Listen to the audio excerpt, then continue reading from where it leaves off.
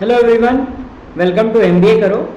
NMAT notification is out and I am sure you have started your preparation for the examination.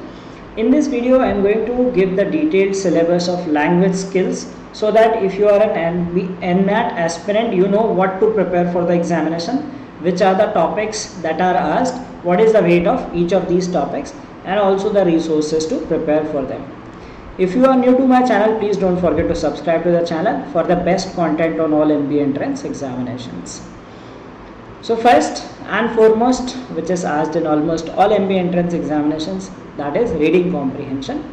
In NMAT you get 2 to 3 passages. Now it depends on person to person. In some slots you will get 2 passages. Some students report that they have got 3 passages. So I have encountered both situations. Once I had 3 passages, another instance I had 2 passages. Okay, so it varies from slot to slot, but each passage is of 4 questions each. The length of the passages is somewhere around 300 to 400. Sometimes it may extend, let us say, to 450 words also, but it is generally shorter than CAT. The level of the passages is moderate. If you talk about the genres, you have business, finance, science, environment, arts, culture, history, lifestyle, etc. But not on like philosophy, psychology, those things are not tested. Okay, so the level is moderate. It is not like CAT or ZAT where you have philosophy and psychology based passages. So it is quite moderate. Also the type of questions, they do not involve critical reasoning. So you can get like questions like main idea. Okay, you can get questions on like some fact based, some facts given in the passage. Okay, you can get questions on tone, right? You get etc. So you do not get generally do not get critical reasoning. Okay, so critical reasoning is rare in these passages. However, NMAT has a separate section of logical reasoning which it tests critical reasoning. Okay, so that is the reading comprehension part. Now next is parajumbles. So in this you have 4 to 5 questions of parajumbles. Again, that can vary. Some students might even encounter 6 questions on parajumbles. All depends on the RCs. If they put 2 RCs, they might increase the number of other questions. If they have more RCs, then they might have fewer questions on other parts. Okay, so you get 4 or 5 sentence parajumbles, A, B, C, D, E or A, B, C, D, 4 or 5 sentences. So maybe you might get 2 questions of or two questions of each type, or it could be 3 questions, 2 questions, anything could be possible. So there is no set rule, but you will get 4 or 5 or a combination of both. Then error spotting, there are at least 6 to 8 questions of error spotting, and in which 4 words are underlined. So you have a sentence given, okay, and in which there are 4 words that are underlined, okay, and you need to tell that which part of the sentence has an error.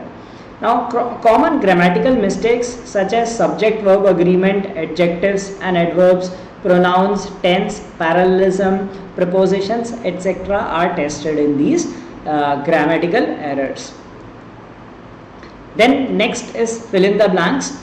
You get around 6 to 8 questions on fill in the blanks. Some are single words and some are double blanks. Okay, so basically like you have a sentence and there is one blank in this sentence, or you could have a sentence with one blank, another blank, and like this. Okay, so it can be single or double blank, mix of both. So let's say you have 8 questions, 5 questions of single blank, 3 of double blank, or any order. So this is the range, like you get generally 6 to 8 questions on fill in the blanks. Now these could be vocab based as well as grammar based. Okay, so they might test you some phrasal verbs, right? They might test you some prepositions, not prepositions, prepositions have a separate test, but some other grammatical rules, the right pronoun, okay, or like some conjunction that would be used, okay, and it could be vocab based also. Let's say they want to test your vocabulary for a particular thing, so they might test these. So you have 6 to 8 questions. The level is usually easy to moderate. Then comes prepositions. This is a special topic which is tested in NMAT, right? So you will get at least 3 to 4 questions of prepositions. It is not difficult, right? You should just know that which is the right preposition that should go with that particular word. So this is how a preposition based question looks like.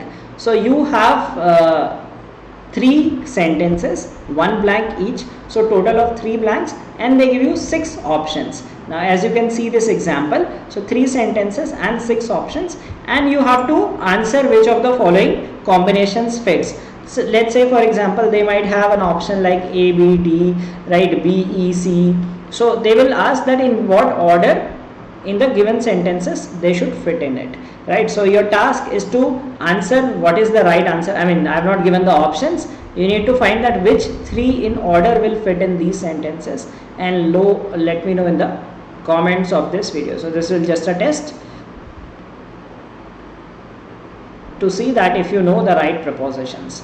So this is what is tested, and it is exclusive to NMAT. This kind of question, I mean, of course some examinations might ask a single blank, but this special type they mention that 3 sentences and 6 words.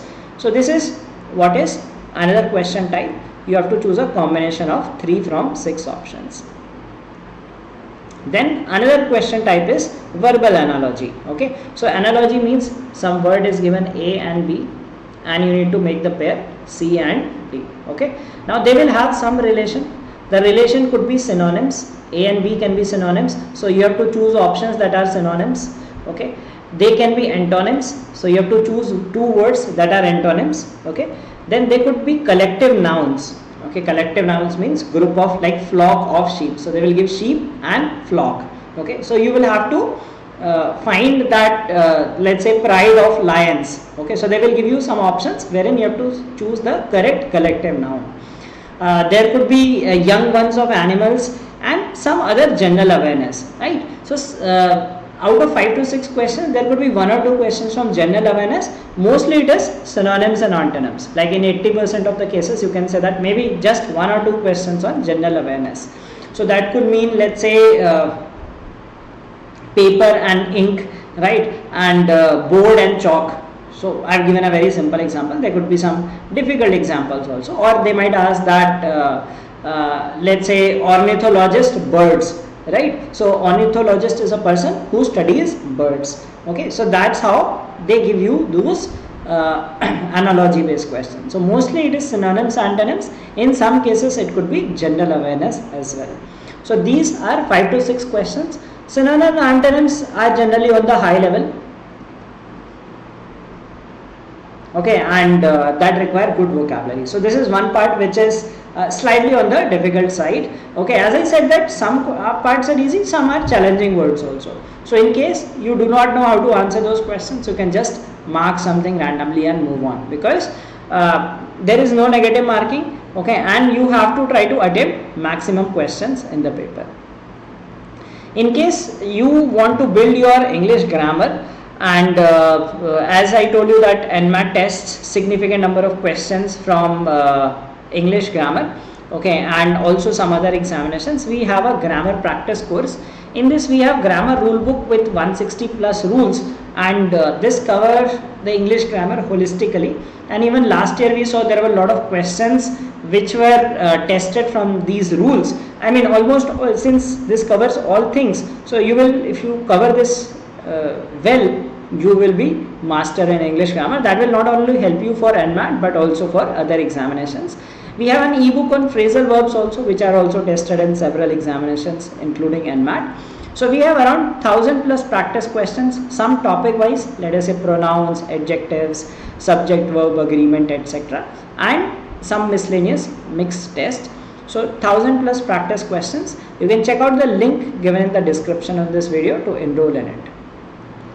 And in case you are preparing for NMAT and SNAP, we have a course exclusively for these 2 examinations, in which we will cover all the topics which are asked in these examinations. Like say, let's say prepositions. I told you about prepositions, so we will have a class on that. Similarly, in let's say LR, we have critical reasoning. So we have dedicated classes for critical reasoning. Different topics we have separate classes. Same goes for all other topics. So whatever topics are tested in these examinations, we will cover those topics in this course. So you can enroll in this course by checking the link in the description. And in case you wish to take our mock test, So you can go ahead and take our mock test also. It is based on the latest pattern, and it has 10 tests. There is one free test also, plus there are 9 paid mocks, so total of 10 tests, which is for 1500, much better deal than the official mocks. Okay, these are non-adaptive. Let me just clarify that these are non-adaptive.